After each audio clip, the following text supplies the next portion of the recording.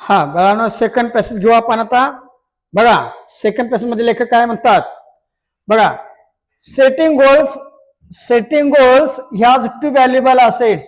म्हणजे ध्येय ठरवण्यासाठी दोन महत्वाच्या गोष्टी आहेत.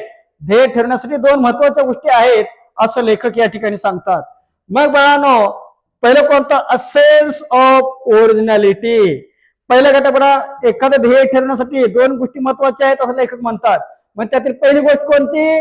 तर अ सेन्स ऑफ ओरिजिनॅलिटी. म्हणजे आपल्याकडे जी काय सत्य गोष्ट आहे त्या सत्य गोष्टीची जाणीव असणे. आपल्याकडे जी सत्य गोष्ट आहे ना त्या सत्य गोष्टीची जाणीव असणे हे पहिली गोष्ट त्या ठिकाणी आपलं ध्येय ठरवण्यासाठी. आणि दुसरी कोणती? A stepping stones to eliminate the path.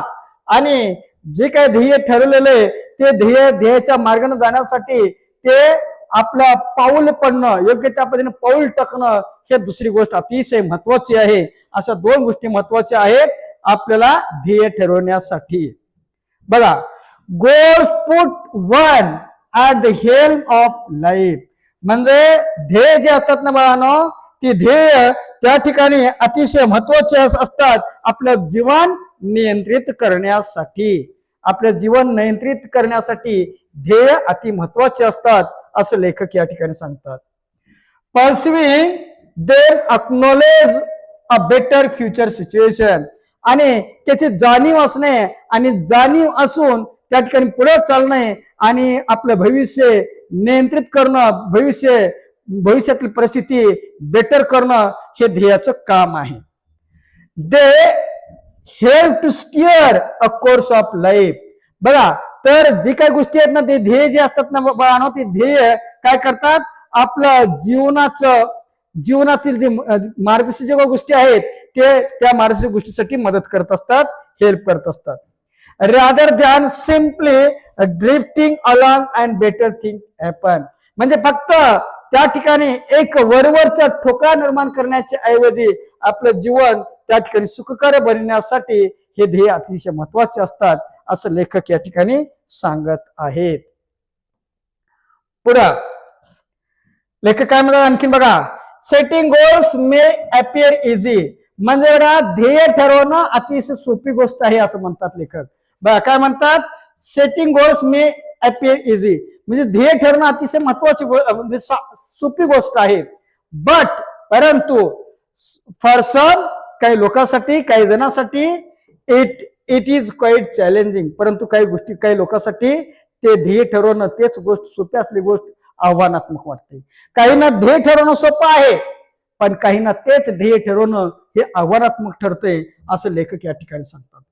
Fear of failure may be avoided in the absence of any goals. बघा, म्हणजे कुठलेही ध्येय ठरवत असताना त्या ठिकाणी मला ती ध्येय प्राप्त होईल की नाही या गोष्टीची भीती हा मोठा अडथळा आहे. म्हणजे एखादं ध्येय ठरल्याच्या नंतर ते ध्येय प्राप्त करण्याचा प्रयत्न करत असताना तो ध्येय मला मिळते की नाही, फिअर ऑफ फेल्युअर म्हणजे अपयशाची भीती. फिअर ऑफ फेल्युअर म्हणजे काय? अपयशाची भीती. म्हणजे ध्येय ठरल्याच्या नंतर ते ध्येय मला प्राप्त होईल की नाही याची भीती वाटणं म्हणजेच ही सर्वात मोठा अडथळा आहे असं लेखक या ठिकाणी सांगतात. आफ्टर ऑल, या सर्व गोष्टी पाहिल्याच्या नंतर one has to decide what one want to achieve in the end. या सर्व गोष्टी पाहिल्याच्या नंतर अंतिम आपल्याला काय मिळवायचं आहे हे ठरवणं महत्वाची गोष्ट आहे. हे सर्व गोष्टी पाहिल्या, या सर्व गोष्टी पाहिल्याच्या नंतर वन हॅज टू डिसाइड, एखाद्यानं विचार केला पाहिजे की what one want to achieve in the end. शेवटी आपल्याला काय प्राप्त करायचं आहे याचा विचार करणं, हे ठरवणं हे महत्वाची गोष्ट आहे असं लेखक या ठिकाणी सांगतात. To accomplish goals experts recommended a 5 step approach. आणि या सर्व गोष्टी प्राप्त करण्यासाठी जे एक्सपर्ट लोक आहेत, एक्सपर्टनं काही रिकमेंड केले तर काही गोष्टी महत्वाच्या आपल्या खाली सांगितलेल्या आहेत. ते महत्वाच्या गोष्टी कोणत्या आहेत ते आपण पाहूया. Question paper pattern. Question number 1 language study 10 marks. Question number 2 A seen passage 10 marks. Question number 2 B दुसरा सीन पॅसेज 10 मार्क्स.